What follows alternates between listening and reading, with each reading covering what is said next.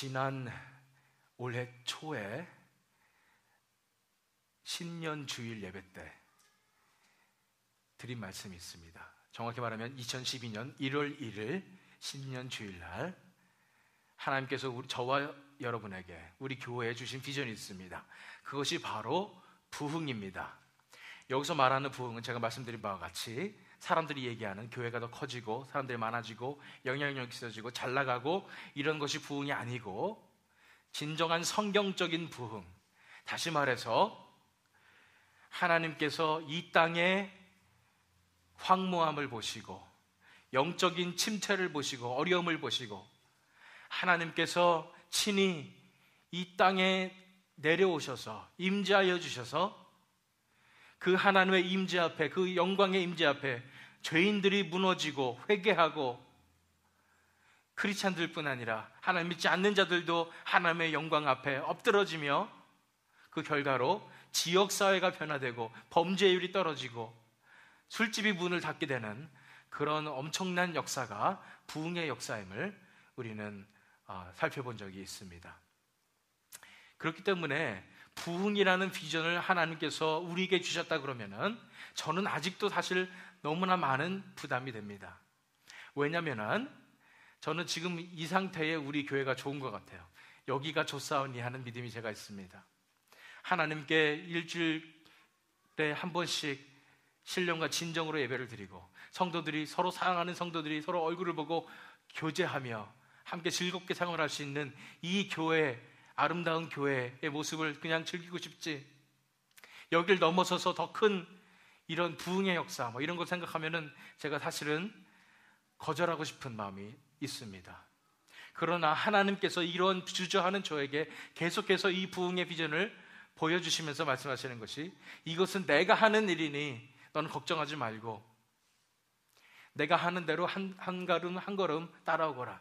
네가 하는 역할은 기도이다. 이런 말씀을 주시기 때문에 제가 순종하는 마음으로 이 말씀을 나누고자 하는 것입니다. 신년 주일 예배 때 우리에게 주신 비전의 말씀이 무엇이었습니까? 바로 이사야서 43장 19절과 20절의 말씀입니다. 제가 읽겠습니다. 보라, 내가 새 일을 행하리니 이제 나타낼 것이라. 너희가 그것을 알지 못하겠느냐? 반드시 내가 광야의 길을 사막의 강을 내리니 장차 들짐승 곧 승냥이와 타조도 나를 존경할 것은 내가 광야의 물을 사막의 강들을 내어 내 백성 내가 택한 자에게 마시게 할 것임이라. 이런 말씀이었습니다.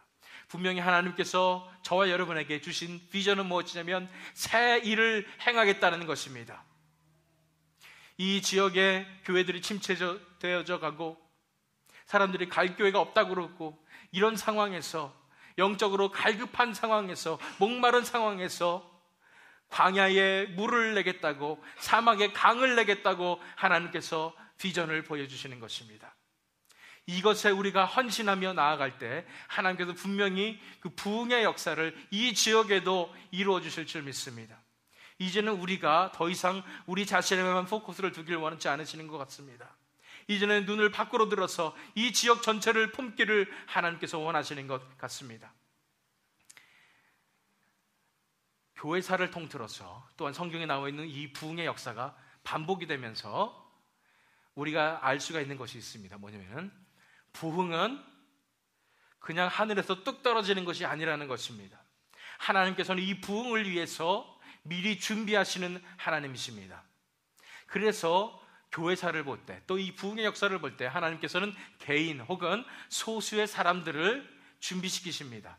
이 부흥의 비전을 주시고 이것을 위해서 열심히 기도하게 하십니다.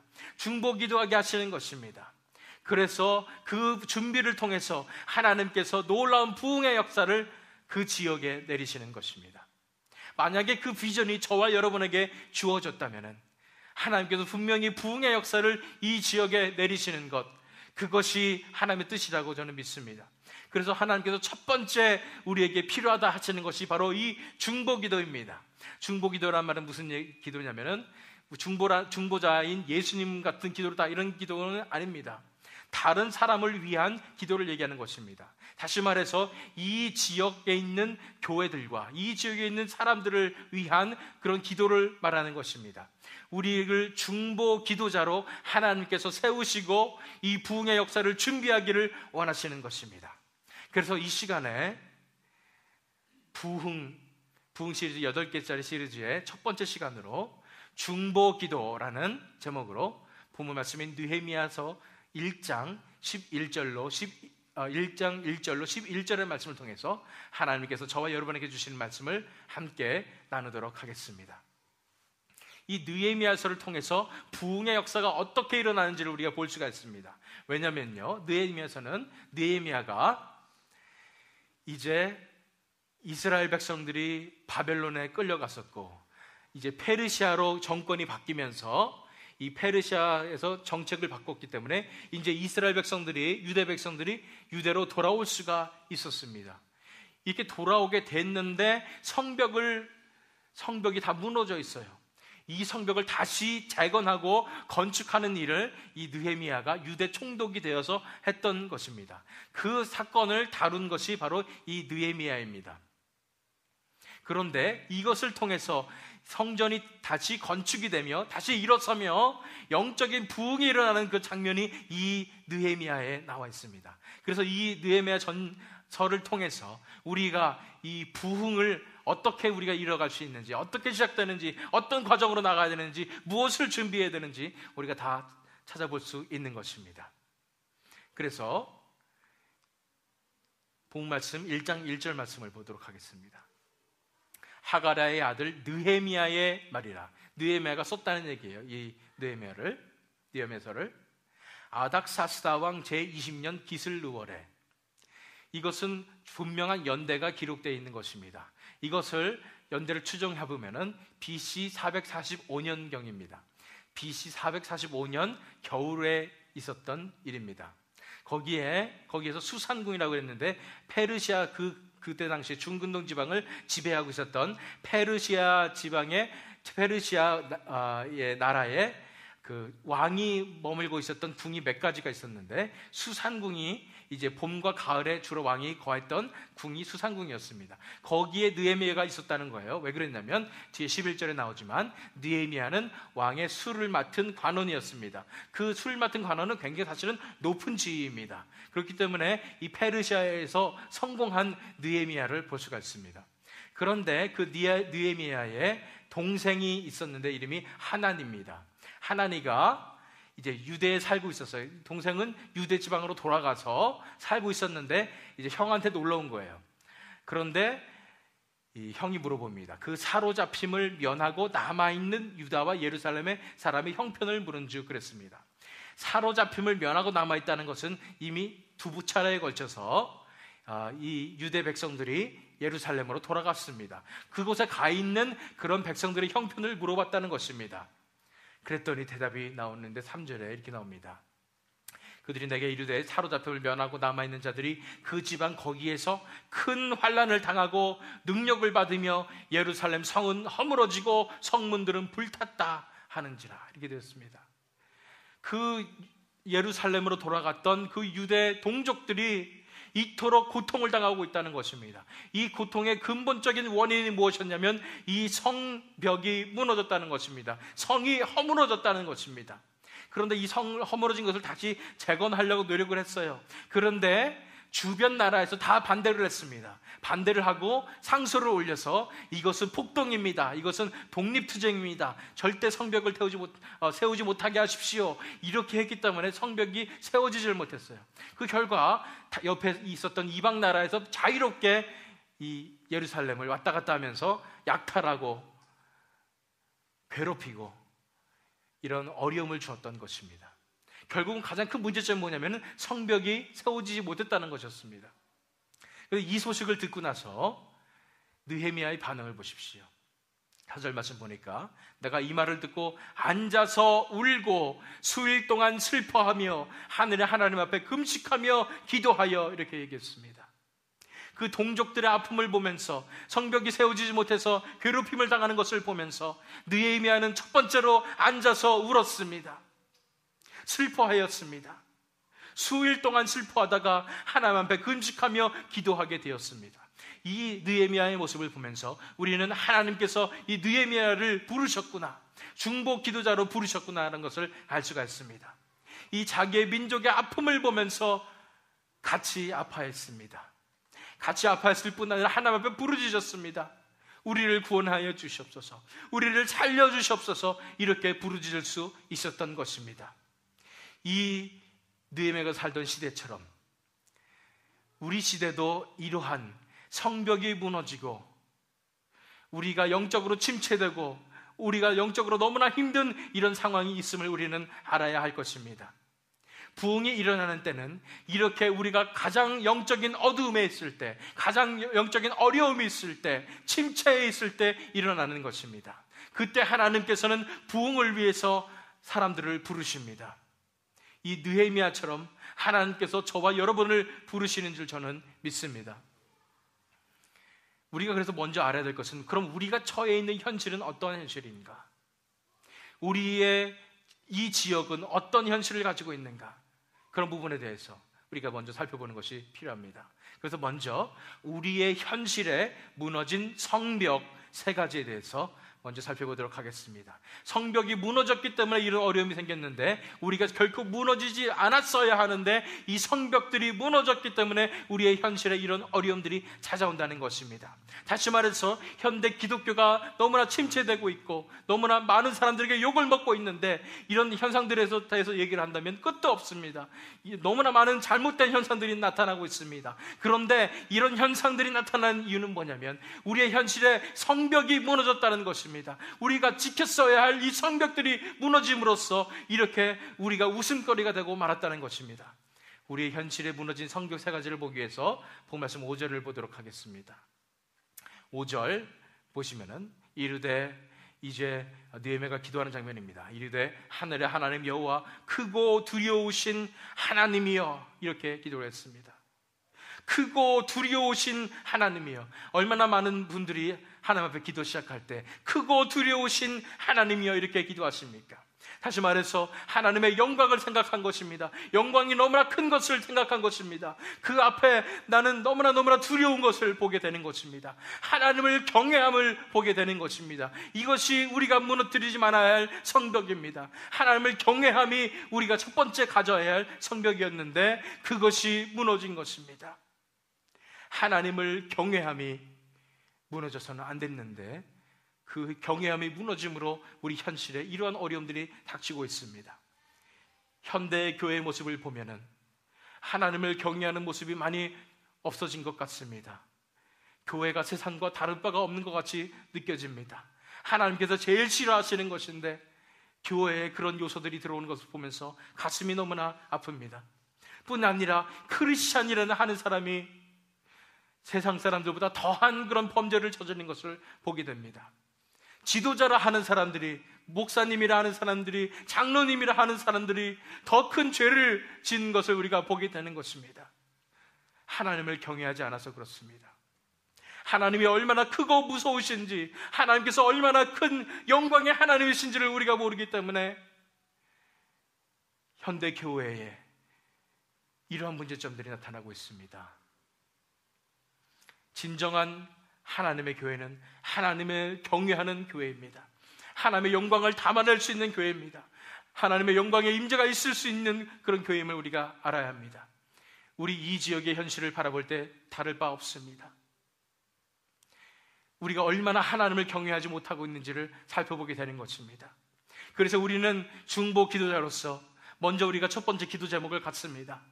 이 지역의 많은 크리스찬들 가운데 하나님을 경외하는 역사가 일어나도록 인도하여 주시옵소서.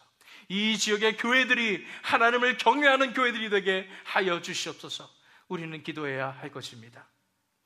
우리 현실에 무너진 성벽 3가지 중에 첫 번째가 바로 하나님을 경외하는 그 성벽이 무너졌다는 것입니다.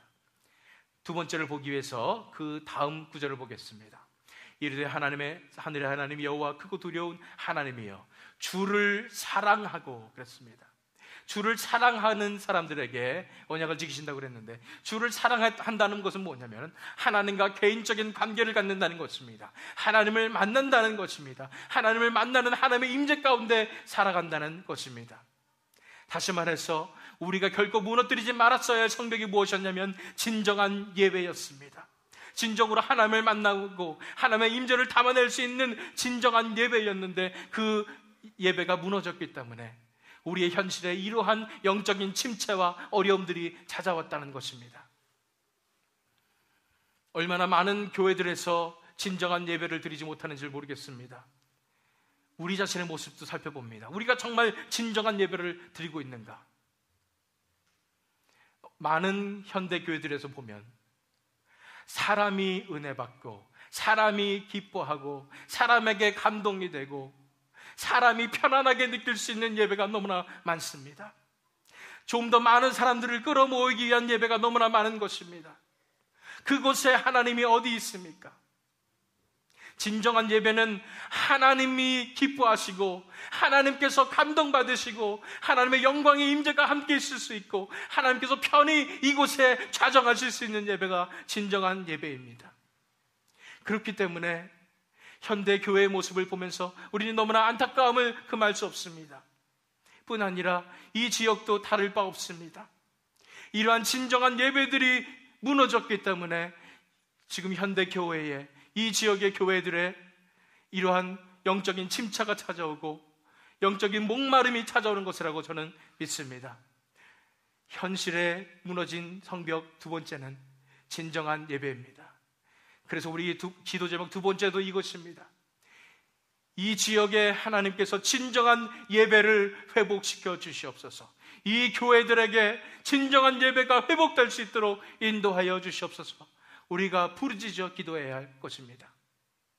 세 번째를 보기 위해서 그 다음 구절을 보겠습니다. 이르되 하늘의 하나님 여호와 크고 두려우신 하나님이여, 주를 사랑하고 주의 계명을 지키는 자에게, 그 다음에 언약을 지키시며 궁유를 베푸시는 주여 간구하나이다 그랬습니다. 주의 계명을 지키는 것입니다. 이 이스라엘 백성들의 모습을 보시길 바랍니다. 이스라엘 백성들은 하나님을 경외하지 못했기 때문에 심판을 당했습니다. 하나님을 사랑하지 못했기 때문에, 하나님께 진정한 예배를 드리지 못했기 때문에 이러한 어려움을 당했습니다. 심판을 당했습니다. 또한 하나님께 순종하지 못했었기 때문에 이러한 어려움을 당하고 심판을 당했던 것입니다. 바벨론으로 포로로 끌려갔던 것입니다. 마찬가지로 우리가 하나님의 주권을 인정하지 못할 때, 하나님의 주권이 교회에서 무너지게 될 때에 이러한 심판과 어려움이 찾아올 수밖에 없는 것입니다. 하나님의 주권이 또 하나의 성벽입니다. 이것이 무너져서는 안 됐었는데 이것이 무너졌던 것입니다. 현대 교회에서 얼마나 많이 하나님의 주권이 잊혀지고 있는지 모르겠습니다. 말로는 하나님의 교회라고 얘기합니다. 하나님께서 다스리신다고 얘기하고 예수님의 몸된 교회라고 얘기합니다. 그러나 얼마나 많은 순간에 우리 스스로 계획을 세우고 인간적인 방법으로 교회를 이끌어가려고 하고 비즈니스처럼 교회를 확장하려고 하는지 모르겠습니다. 얼마나 하나님의 음성을 우리가 듣고 있는지, 하나님의 인도하심을 받고 있는지 우리 자신을 돌아보게 되는 것입니다. 진정한 하나님의 교회는 하나님께서만 이끄시는 교회입니다. 하나님께서 주인 되시는 교회입니다. 하나님께서 계획하시고 하나님의 뜻대로 우리가 한 발자국 한 발자국 따라 나가는 교회가 진정한 교회임을 믿습니다. 우리의 현대 교회의 모습뿐 아니라 이 지역의 교회의 모습들도 바라볼 때 하나님의 주권이 무너져 있는 교회들이 너무나 많은 것을 또한 보게 되며 안타깝습니다. 우리가 기도해야 할 것입니다. 이 지역 교회들의 하나님의 주권이 회복되게 하여 주시옵소서. 하나님께서만 이끄시는 교회 되게 하여 주시옵소서. 인간의 알량한 지혜로 이끄는 교회가 되지 않도록 인도하여 주시옵소서. 비즈니스 같이 되는 교회 되지 않도록 인도하여 주시옵소서. 우리가 간절히 하나님 앞에 기도해야 할 것입니다. 또한 우리 자신도 돌아봐야 할 것입니다. 이 월러크릭 하나교회도 돌아봐야 할 것입니다. 우리 교회가 정말로 하나님을 경외하는 교회인가? 진정한 예배가 드려지는 교회인가? 하나님의 주권이, 하나님께서 주권적으로 이끌어가시는 교회인가를 항상 돌아보면서 우리가 넘어지지 않도록 이 성벽을 붙들고 있어야 할 것입니다. 이러한 현실들을 우리가 봤습니다. 우리의 살고 있는 이 땅의 현실을 바라봤습니다. 이렇게 무너져 있습니다. 이렇게 하나님께서 가슴 아파하시는 이런 현실을 가지고 있습니다. 이런 현실에 부흥이 필요한 것입니다. 하나님께서 강건적으로 임재하시는, 회복시켜주시는 그 부흥이 바로 이 순간에 우리에게 필요한 것입니다. 그렇기 때문에 저와 여러분을 하나님께서 중보 기도자로 부르셨음을 믿습니다. 하나님께서 이 느헤미야를 부르실 때, 중보 기도자로 부르실 때 그런 과정이 있습니다. 어떻게 부르셨냐면 부흥을 위한 중보 기도자로 부르시는 그런 과정을 우리가 이제 살펴보도록 하겠습니다. 이런 현실이 이렇기 때문에 이제 우리가 부흥을 위해서 부르짖어야 하는데 어떠한 과정을 통해서 하나님께서 우리를 부르시는지를 살펴보는 것입니다. 먼저 이거 첫 번째를 보기 위해서 3절 말씀을 보도록 하겠습니다. 그들이 내게 이르되 사로잡힘을 면하고 남아있는 자들이 그 지방 거기에서 큰 환난을 당하고 능력을 받으며 예루살렘 성은 허물어지고 성문들은 불탔다 하는지라. 이 말씀을 들었습니다. 이 현실을 바라볼 때에 느헤미야는 알았습니다. 아, 그렇구나. 이 성벽이 무너졌기 때문에 이러한 어려움이 찾아왔구나 하는 것을 알게 되었던 것입니다. 현실에 무너진 것들을 바라보게 되었습니다. 마찬가지로 우리가 첫 번째로 하나님께서 우리를 부르실 때 우리에게 주시는 것은 우리가 현실의 황무함을 바라볼 수 있도록 하시는 것입니다. 현실의 황무함이라는 말은 현실이 황폐게 되었다는 것입니다. 이렇게 영적으로 무너진 것을 보게 하신다는 것입니다. 아무나 이런 것을 바라볼 수는 없습니다. 그냥 우리 잘 살고 있는데요, 이렇게 얘기할 수도 있습니다. 오직 영적인 눈이 열린 자만이 영적인 현실을 바라볼 수 있습니다. 하나님께서 부르신 자만이 이 영적인 현실을 바라보게 되는 것입니다. 하나님께서 먼저 현실의 황무함을 바라보게 하실 것입니다. 이 지역에 있는 교회들의 영적인 침체를 바라보면서 가슴 아파할 것입니다. 아, 무너졌구나. 성벽들이 무너졌구나. 하나님을 경외함이 무너졌구나. 하나님을 진정으로 예배하는 것이 무너졌구나. 하나님께서 이끄시는 교회가 되면 그 하나님의 주권이 무너졌구나. 이런 것을 바라볼 줄 알게 된다는 것입니다. 만약 여러분들이 이런 것을 바라보고 있다면은 하나님께서 이미 여러분들을 중보 기도자로 부르신 줄 저는 믿습니다. 우리가 이것을 바라봐야 된다는 것입니다. 두 번째, 4절 말씀을 보시기 바랍니다. 내가 이 말을 듣고 앉아서 울고 수일 동안 슬퍼하며 그랬습니다. 이 현실을 바라봤을 때에 느헤미야는 앉아서 울고 수일 동안 슬퍼했습니다. 이 현실이 남의 일 같지 않은 것입니다. 이 현실을 보면서 자기가 이 일을 당하는 것처럼 괴로워한 것입니다. 이 현실을 보면서 하나님께서 주시는 마음의 부담을 갖는 것입니다. 너무나 안타까워하며 너무나 슬퍼하는 것입니다. 하나님의 마음을 받는 것입니다. 이제 중보기도를 부르실 때 두 번째는 하나님께서 이렇게 하십니다. 하나님께서 주시는 그 부담을 가지게 하시는 것입니다. 하나님께서 주시는 그 부담을 갖는 거예요. 느헤미야가 이스라엘 백성들의 현실을 바라봤을 때 너무나 큰 부담을 갖습니다. 너무나 슬퍼서 수일 동안 울면서 기도하며 금식하며 기도했던 이 느헤미야의 모습처럼 우리에게도 하나님께서 이러한 부담을 주실 줄 믿습니다. 현실의 황무함을 바라보십니까? 이 지역의 영적인 침체를 바라보십니까? 그렇다면 하나님께서 말씀하시는 것입니다. 이 지역을 향해서 이런 안타까운 마음, 하나님께서 주시는 그 부담을 가지기를 원하시는 것입니다. 여러분들에게 만약 그런 부담이 있다면 이미 하나님께서 부르신 것입니다. 그러나 그러지 못할지라도 하나님께서 분명히 주실 것입니다. 이런 하나님의 마음을 우리에게 주실 것입니다. 우리가 하나님의 마음을 받아서 우리가 이 지역을 위해서 안타까운 마음으로 부르짖기를 원하시는 것입니다. 이 지역을 바라보시는 하나님의 안타까운 마음을 우리에게 주실 때에 우리는 부르짖을 것입니다. 하나님, 불쌍히 여겨 주시옵소서. 이 땅을 고쳐 주시옵소서. 이 땅을 살려 주시옵소서. 이 땅을 위해서 기도하는, 진정으로 슬퍼하고 진정으로 이 땅을 위해서 부르짖는 우리가 될 것입니다. 마지막 세 번째 과정은 4절 말씀입니다. 내가 이 말을 듣고 앉아서 울고 수일 동안 슬퍼하며 하늘의 하나님 앞에 금식하며 기도하여 라고 얘기했습니다.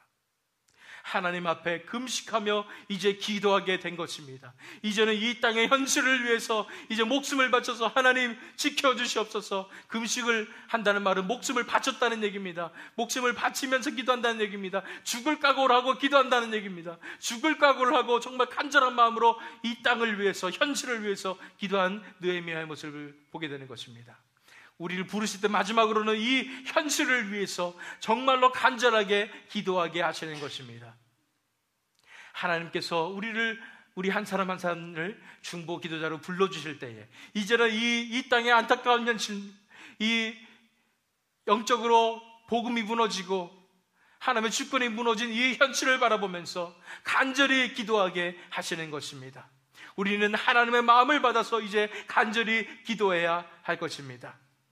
하나님께서 현실의 황무함을 바라보게 하시고 그걸 그냥 바라보고 있는 것이 아니라 이제 그것을 안타깝게 여기게 하시고 하나님의 마음을 부어주셔서 우리가 이 현실의 고침을 위해서, 회복을 위해서, 구원을 위해서 간절히 기도하게 하시는 것이 바로 하나님께서 우리를 중보 기도자로 불러주시는 그런 과정임을 우리는 알아야 할 것입니다. 저와 여러분이 중보 기도자로 부르심을 받았습니까? 저는 받았다고 믿습니다. 이제 그러면은 중보 기도자로서 이제는 이 땅의 부흥을 위해서 어떻게 구체적으로 기도해야 할까요? 이 느헤미야가 5절 이후에 기도한 모습을 보면서 우리가 어떻게 기도해야 되는지를 살펴보도록 하겠습니다. 부흥을 위해 드려야 할 중보 기도의 3가지 단계에 대해서 우리가 살펴보도록 하겠습니다. 부흥을 위해 드려야 할 중보 기도의 3가지 단계입니다. 그 첫 번째를 보기 위해서 6절 말씀 보도록 하겠습니다. 이제 주의 종들인 이스라엘 자손을 위하여 주야로 기도하오며 우리 이스라엘 자손이 주께 범죄한 죄들을 자복하오니 주는 귀를 기울이시며 눈을 여시사 종의 기도를 들으시옵소서. 나와 내 아버지 집이 범죄하여 그랬습니다. 이스라엘 자손들이 범죄한 모든 것들을 회개하는 모습들을 바라보십시오. 나와 내 아버지의 집이 범죄하였다고, 우리의 선조들이 범죄하였다고 고백하는 이 회개를 바라보십시오. 7절 말씀, 주를 향하여 크게 악을 행하여 주께서 주의 종 모세에게 명령하신 계명과 율례와 규례를 지키지 아니하였나이다. 이 회개를 보십시오.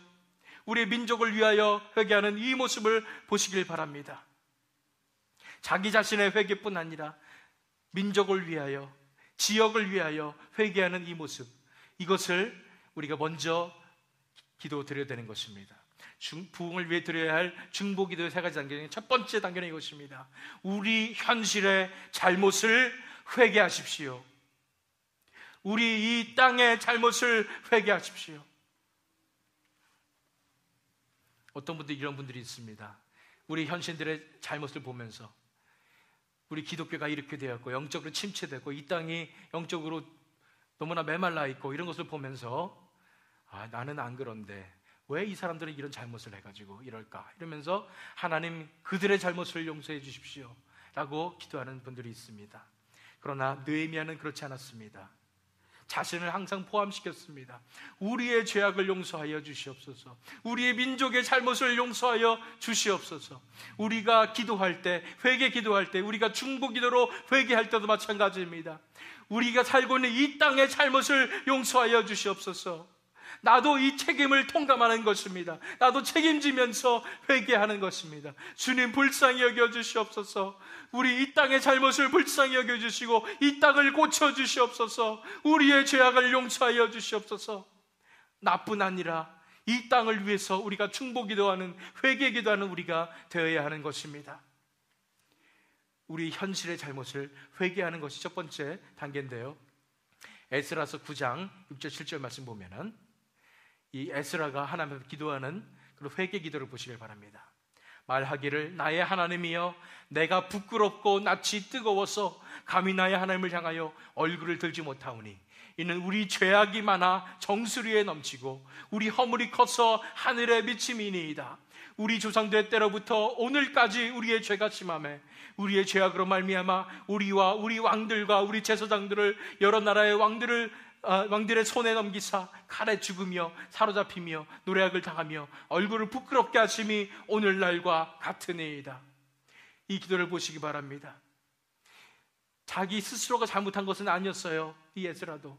그러나 민족의 잘못을 보면서 책임을 통감하며 내가 부끄럽거나 뜨겁습니다. 우리 죄악이 너무나 많습니다. 심지어는 우리 조상들의 때로부터 오늘까지 우리의 죄가 너무나 심합니다 라고 이 민족을 위해서, 공동체를 위해서, 이 땅을 위해서 기도한 이 회개 기도를 바라보시기 바랍니다. 이러한 기도를 하나님께서 저와 여러분에게 지금 하길 원하시는 줄 저는 믿습니다. 이 땅의 황무함을 바라보시옵소서. 하나님, 우리의 잘못을 용서하여 주시옵소서. 이 땅을 고쳐 주시옵소서. 우리가 잘못하였습니다. 우리 때문에 이 땅에 영적인 이런 어려움이 찾아왔습니다. 하나님, 우리의 죄악을 용서하여 주시고 우리를 회복시켜 주시옵소서. 하나님께서 분명히 저와 여러분에게도 이런 회개 기도를 원하시는 것입니다.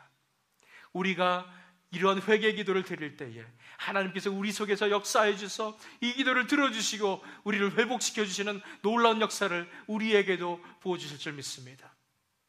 먼저 우리가 해야 될 것은 우리뿐 아니라, 또는 다른 사람뿐 아니라 우리 이 땅의 잘못을, 현실의 잘못을 회개해야 된다는 것입니다.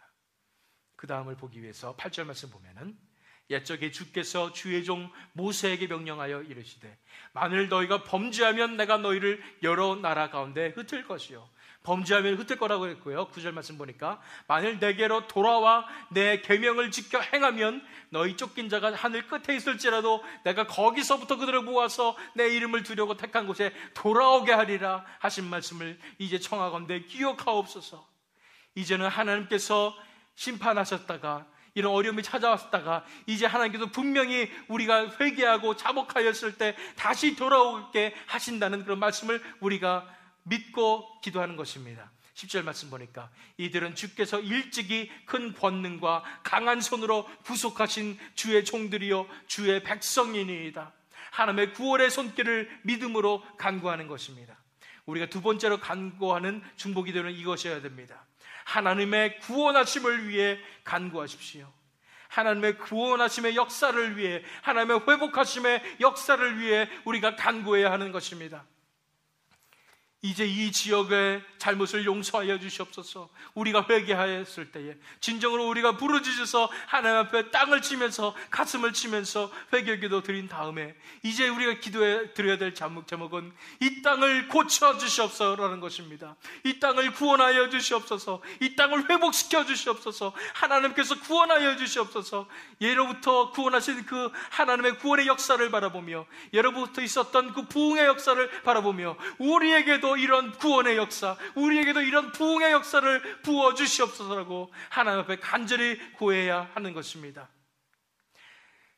역대하 7장 14절 말씀, 내 이름으로 일컫는 내 백성이 그들의 악한 길에서 떠나 스스로 낮추고 기도하여 내 얼굴을 찾으면 내가 하늘에서 듣고 그들의 죄를 사하고 그들의 땅을 고칠지라. 이것이 하나님의 약속입니다. 이 약속을 붙잡고 이제는 우리가 하나님 앞에 회개하고 이 땅의 잘못을 붙잡고 중보기도로 회개하며 나아갈 때에 우리가 이제는 우리가 기도할 때 하나님께서 하늘에서 듣고 우리들의 죄를 사하고 우리의 땅을 고쳐주시는 그런 역사가 일어날 것입니다. 이것을 위해서 우리가 기도해야 되는 것입니다. 하나님, 이 땅을 고쳐주시옵소서. 이 땅을 구원하여 주시옵소서. 우리가 간절히 구해야 하는 것입니다. 마지막 세 번째 단계는 11절 말씀 보시기 바랍니다. 주여 구하오니 귀를 기울이사 종의 기도와 주의 이름을 경외하기를 기뻐하는 종들의 기도를 들으시고 오늘 종이 형통하여 이 사람들 앞에서 은혜를 입게 하옵소서 하였나니 그때에 내가 왕의 술관원이 되었느니라. 이 종은 느헤미야를 얘기합니다. 느헤미야가 이제 결단을 했어요. 뭐냐면 기도를 할 뿐 아니라 기도 가운데 응답을 받고 결단을 했습니다. 내가 직접 이제 보냄을 받아서 유대 땅에 가서 이 성벽을 다시 재건하는 일을 해야 되겠구나라는 결심을 한 것입니다. 그렇기 때문에 그러고 나니까 이게 좀 말도 안 되는 것 같아요. 왜냐하면 왕의 총애를 받는 그런 높은 지위에 있는 신하가 갑자기 자기 민족을 위해서 유대 땅으로 내려가겠습니다. 그것도 몇 년 걸릴 것입니다. 거기서 제가 갔다 오겠습니다. 또 그 건축할 수 있도록 자재 좀 대주십시오. 이런 얘기까지 해야 되기 때문에 정말 말도 안 되는 얘기 같은 얘기인 것입니다. 그러나 기도 중에 이 느헤미야는 응답을 받고 확신을 가지고 기도하는 것입니다. 오늘 종이 형통하여 이 사람들 앞에서 은혜를 입게 하여 주시옵소서. 이제 이 왕의 허락을 받게 하여 주시옵소서. 2장에 보면은 왕의 허락을 받는 장면이 나오는 것입니다. 이것은 무엇이냐면 하나님께서 약속하신 회복하시는 그 부흥의 역사를 시작하여 주시옵소서. 하나님만이 하실 수 있는 그 기적의 방법으로 역사하여 주시옵소서라고 기도하는 것입니다. 우리가 세 번째 기도해야 될 제목이 이것입니다. 하나님의 부흥의 역사를 위하여 간구하십시오. 하나님께서만 주실 수 있는 기적으로서 하나님의 부흥의 역사가 시작될 수 있도록 우리가 이제 간구해야 하는 것입니다. 먼저 우리가 현실의 잘못을 우리가 중보기도로 회개하고, 그 다음에 하나님의 구원하심을 위해서 우리가 회복하심을 위해서 간구하게 되고, 이제는 하나님의 부흥의 역사가 이 땅에 시작될 수 있도록 우리가 간구해야 하는 것입니다. 우리가 중보 기도자로 세움을 받았다 그렇으면 우리가 얼마나 간절히 기도해야, 얼마나 많이 기도해야 이 일들이 이루어질까요? 적어도 이 정도는 각오해야 되지 않을까 생각합니다. 하박국 3장 2절 말씀입니다. 여호와여, 내가 주께 대한 소문을 듣고 놀랐나이다. 여호와여, 주는 주의 일을 이 수년 내에 부응하게 하옵소서. 이 수년 내에 나타내시옵소서. 진노 중에라도 긍휼을 잊지 마옵소서. 우리가 기도해야 될 제목이 바로 이것입니다. 이 땅을 고쳐주시되 이 땅을 수년 내에 부응하게 하여 주시옵소서. 수년 내에 하나님 나타내 주시옵소서. 회복시켜 주시옵소서. 우리가 기도해야 할 것입니다. 이 땅에 진정한 교회들이 세워져야 합니다. 이 땅에 진정한 부흥의 역사가 일어나야 합니다. 그것을 위해서 하나님께서 우리 교회를 불러주셨음을 저는 깨닫습니다. 여러분들과 함께 그 비전을 쉐어하는 하는 것입니다. 이제는 우리가 우리 교회만을 위한 교회가 아니라 이제는 이 지역을 섬기고 이 지역을 위해서 중보 기도하며 이 지역의 부흥을 위해서 기도하는, 간절히 기도하는 기도의 용사들이 되어야 될 줄 믿습니다. 이곳에 하나님의 부흥의 역사를 일으켜 주시옵소서. 하나님의 부흥 역사를 수년 내에 일으켜 주시옵소서. 우리 자신을 봤을 때는 그것이 말도 안 되는 것입니다. 자격이 없습니다. 안 됩니다. 불가능합니다. 그러나 하나님께서 비전을 우리에게 주시고 우리에게 간절히 기도하게 하실 때, 우리 얼마 안 되는 무리지만, 우리가 소그룹의 무리지만 열심히 기도했을 때에, 하나님께 부르짖을 때에 그 비전을 갖고 하나님의 마음을 받고 기도했을 때에 하나님께서 부흥을 준비시켜 주시고 이 지역의 수년 내에 진정한 하나님의 부흥을 일으켜 주실 줄 믿습니다. 이제 마지막 초청의 말씀을 드립니다. 오늘의 초청의 말씀이 이것입니다. 부흥의 비전을 가지고 이 지역을 위해 간절히 중보기도 하십시오라는 것입니다. 부흥의 비전을 가지고 이 지역을 위해 간절히 중보기도 하십시오라는 것입니다. 하나님께서 이 월러크랙 하나교회를 세우셨을 때 분명히 이런 비전이 있음을 저는 믿습니다. 우리 교회 이 월러크랙에 있는 이런 지역뿐 아니라 이 지역, 이 이스트베이 지역 전체, 베이 지역 전체에 하나님의 영광을 나타내기를 원하는 것입니다. 이곳에 하나님의 교회들이 세워지기를 원하시는 것입니다. 그것을 위해서 우리가 간구하기를 원하시는 것입니다. 우리가 무슨 능력이 있나요? 우리가 무슨 신통한 힘이 있나요? 그렇지 않습니다. 단지 하나님께서는 이렇게 간구하는 이 중보 기도자들이 지금 필요하신 것입니다. 그것을 위해서 우리가 지금 기도하길 원하는 것입니다. 이러한 부흥의 비전을 가지고 이 지역사를 바라보며 이 지역을 위해서 간절히 중보 기도하는 그런 사람들을 하나님께서 이 시간 찾고 계십니다. 이 하나님의 부르심에 응답하시지 않으시겠습니까? 느헤미야는 그 부르심에 응답했습니다. 간절히 기도했습니다. 4절 말씀 보세요. 내가 이 말을 듣고 앉아서 울고 수일 동안 슬퍼하며 하늘의 하나님 앞에 금식하며 기도하여 그렇습니다. 이러한 간절함이 지금 우리에게 필요합니다. 이러한 간절함으로 우리가 이제는 이 지역을 위해서, 하나님의 부흥을 위해서 기도해야 할 것입니다. 목숨을 걸고 기도하는 시간이 이루어져야 할 것입니다. 그래서 저는 감히 비전의 말씀을 드립니다. 하나님께서는 이 부흥의 비전을 위해서 작은 무리들, 적은 무리들인 우리를 쓰시길 원하신다는 것입니다. 이 비전을 가지고 이 지역을 위해서 이제는 우리가 부르짖어서 간절히 중보기도 해야 될 것입니다. 먼저 이것을 위해서 제가 부탁드릴 것이 있습니다. 이제 여러분들이 소급으로 모입니다. 마지막으로 모여서 끝마치실 때에 항상 이 지역을 위한 중보기도를 간절히 해주셨으면 좋겠습니다.